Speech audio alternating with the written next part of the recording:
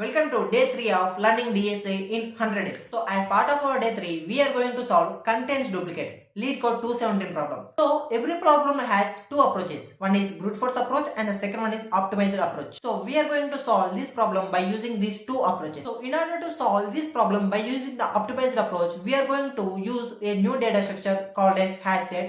So you are going to learn about hash set in this video. Let's first analyze the problem description. So we have to know what they have given in the problem description. So they are clearly telling that they have given an integer array nums. So what we have to do? So we have to return true if there is any element which presents more than one time. Okay na? So if there is any element which is present more than one time, we have to return true. And if there is no duplicate element present in the given array, then we have to return false.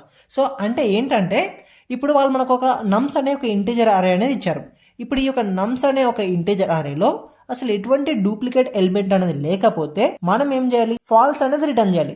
ఒకవేళ ఈ యొక్క నమ్స్ అనే integer అరేలో ఏదన్నా ఒక element more than once repeat అనేది అయితే మనం true అనేది రిటర్న్ చేయాలి. So this is the problem descriptions what they have given in the descriptions. So ఇప్పుడు చూసుకుంటే మనకి ఇక్కడ రెండు టెస్ట్ కేసులు అయితే ఉన్నాయన్నమాట.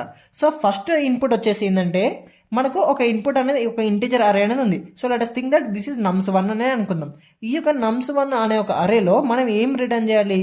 సి ఇప్పుడు ఈ యొక్క ఎలిమెంట్స్ అనేది చూసుకుంటే మనకు 1 2 3 అండ్ 1 అనేది ఉందన్నమాట. సో ఇప్పుడు ఇందులో మనకు 1 అనేది మోర్ దెన్ 1 టైం అనేది రిపీట్ అయింది. ఇక్కడ ఒకసారి 1 ఉంది అండ్ ఇక్కడ ఇంకొకసారి 1 అని ఉంది. సో 1 అనేది 2 టైమ్స్ అనేది రిపీట్ అయింది కాబట్టి మనం ఏం రిటర్న్ చేయాలి? ట్రూ అనేది రిటర్న్ అనేది చేయాలన్నమాట ఈ యొక్క అవుట్పుట్లో. అర్థమవుతుందా? సో ఈ యొక్క ఇంటిజర్ అరేకి మనం ట్రూ అనేది రిటర్న్ చేయాలి. ఇప్పుడు ఇంకొక అరే ఇన్పుట్ అరే అనేది తీసుకుంటే ఈ యొక్క అరేలో మనకు 4 ఎలిమెంట్స్ అని ఉన్నాయి. 1 2 3 4. అయితే ఇందులో ప్రతి ఎలిమెంట్ కూడా డిస్టింక్ట్ ఎలిమెంట్ అనమాట. ఒక ఎలిమెంట్ ఇంకొక ఎలిమెంట్ లాగా సేమ్ అనేది లేదు. సో మనకి ఇక్కడ డూప్లికేట్ ఎలిమెంట్స్ అనేవి లేవు. సో మనకి ఏమవుతుంది? ఇందులో మనం అవుట్పుట్ అనేది ఫాల్స్ అనేది రిటర్న్ చేయాలన్నమాట. అర్థమవుతుందా? సో ఈ విధంగా డూప్లికేట్ ఉంటే మనం ట్రూ అనేది రిటర్న్ చేయాలి. ఒకవేళ డూప్లికేట్ అనేది లేకపోతే మనం ఫాల్స్ అనేది రిటర్న్ చేయాలి. అర్థమవుతుందా?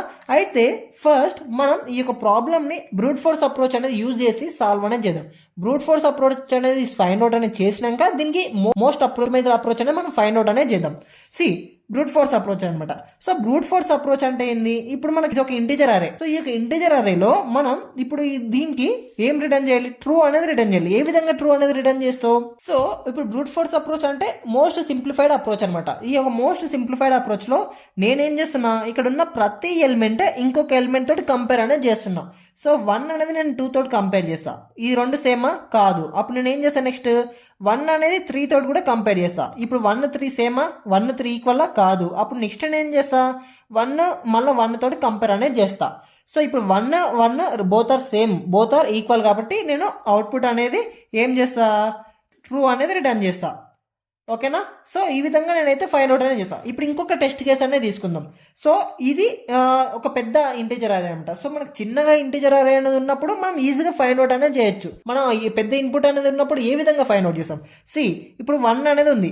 ఇప్పుడు 1 అనేది మనం ఏం చేస్తాం? 1 తో 2 తోటి కంపేర్ చేయాలి, 3 తోటి కంపేర్ చేయాలి, 4 తోటి కంపేర్ చేయాలి, 5 తోటి, 6 తోటి, ఈ విధంగా ప్రతి ఎలిమెంట్ తోటి మనం కంపేర్ అనేది చేయాలి.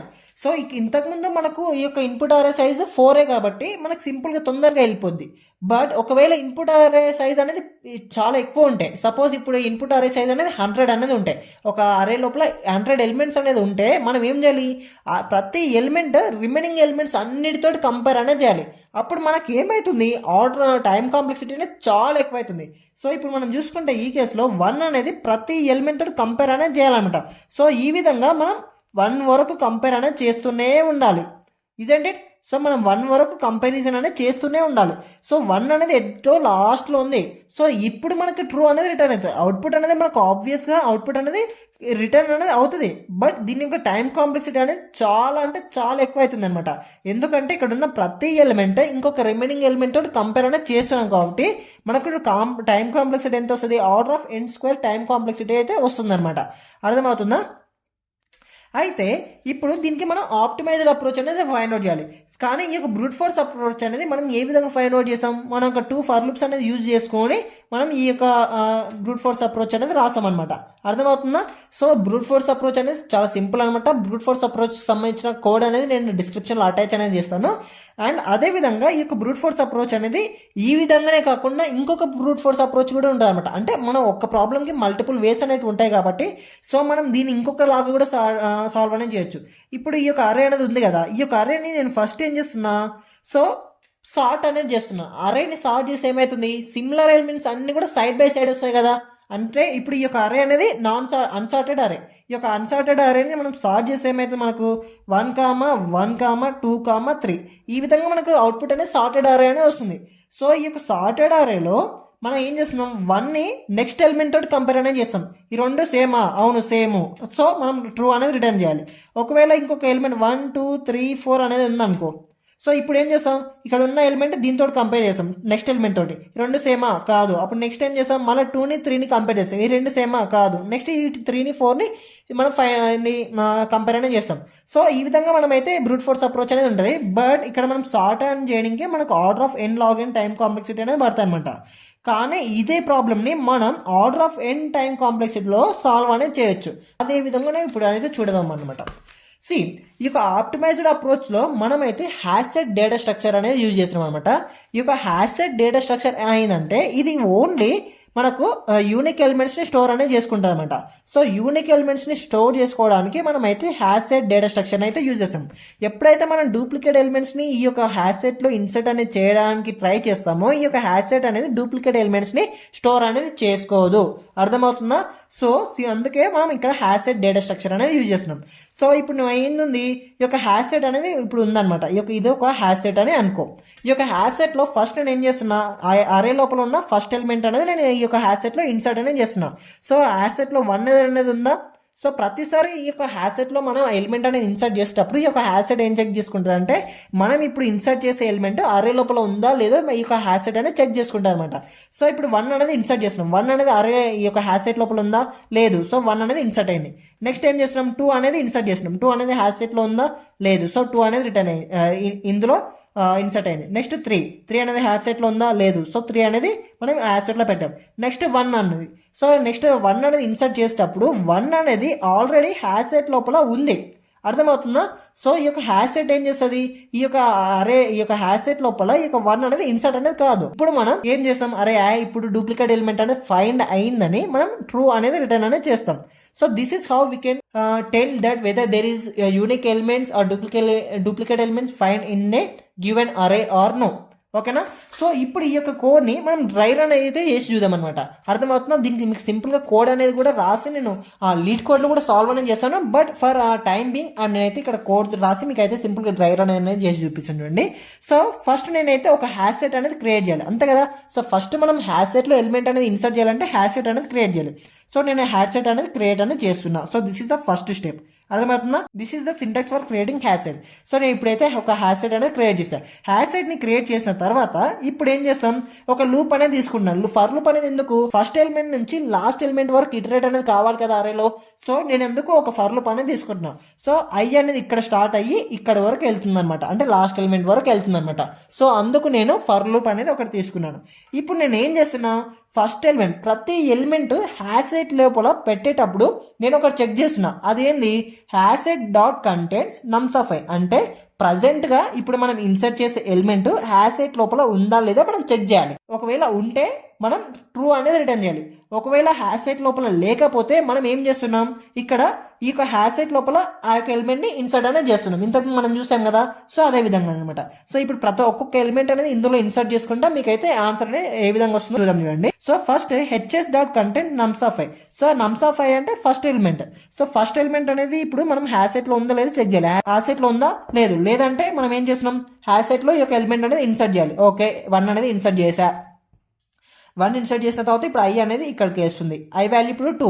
సో ఇప్పుడు మళ్ళీ 2 అనేది హ్యాష్ సెట్లో ఉందా లేదా చెక్ చేస్తున్నాం. హ్యాష్ సెట్లో 2 అనేది ఉందా లేదు అంటే ఇక్కడికి వస్తాం. హ్యాష్ సెట్ లోపల 2 అనేది యాడ్ చేస్తున్నాం. నెక్స్ట్ మళ్ళీ ఐ వాల్యూ ఇక్కడికి వస్తుంది. ఇప్పుడు ఇక్కడ వచ్చినప్పుడు 3 అనేది హ్యాష్ సెట్లో ఉందా లేదు, నెక్స్ట్ యాడ్ చేస్తాం.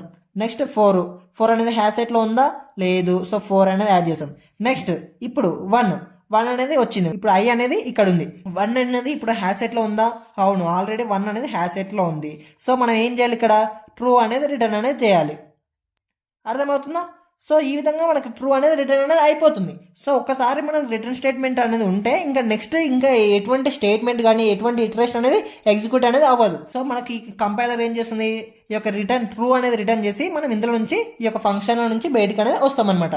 సో ఈ విధంగా మనం అయితే ఈ యొక్క హ్యాసెట్ లోపల డూప్లికేట్ ఎలిమెంట్ ఉందో లేదో ఫైండ్ అవుట్ అనేది చేస్తామన్నమాట. అర్థమవుతుందా? సో ఇప్పుడు ఇదే కోడ్ని మనం లీడ్ కోడ్ రాసి ఈ యొక్క కోడ్ అనేది మనకు రన్ అవుతుందో లేదో మనం టెస్ట్ అనేది చేద్దాం. ఫస్ట్ నేనైతే ఒక హ్యాసెట్ అనేది క్రియేట్ అనేది చేయబోతున్నాను అనమాట. So let us first create the hash set. ఒక హ్యాసెట్ అనేది క్రియేట్ చేయాలి. సో హ్యాసెట్ని క్రియేట్ చేయడానికి this is the syntax for creating the hash set.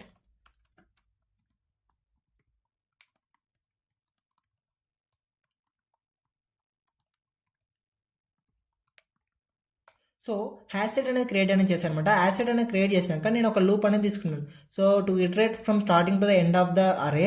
So I is equal to 0, I less than given array is nums, right?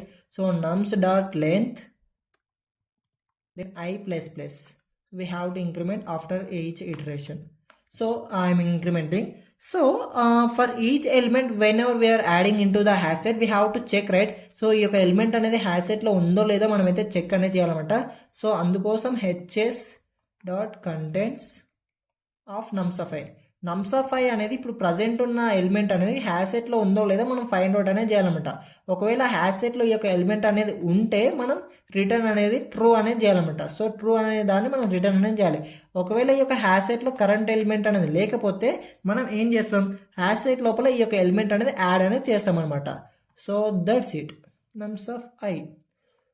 So at the end అంత loop అన్ని అరే మొత్తం execute అనేది చేసిన తర్వాత, అరే మొత్తం ఇటరేట్ అనేది చేసిన తర్వాత కూడా మనకు ఒక ఎలిమెంట్ అనేది కూడా డూప్లికేట్ అనేది ఫైండ్ కాకపోతే మనం ఈ యొక్క రిటర్న్ ట్రూ అనేది ఎగ్జిక్యూట్ అనేది కాదు. సో రిటర్న్ ట్రూ అనేది ఎగ్జిక్యూట్ కాదు అని అంటే దాని అర్థం ఏంది, మనం ఫాల్స్ అనేది రిటర్న్ అనేది చేయాలన్నమాట. So return falls. So that's it. So let's run the code. I think it will get executed. There is no error in the syntax. Yeah, so అన్ని టెస్ట్ కేసెస్ అనేది పాస్ అయినాయి అనమాట. So ఇప్పుడు మనం దీన్ని submit అనేది చేద్దాం. So let submit this.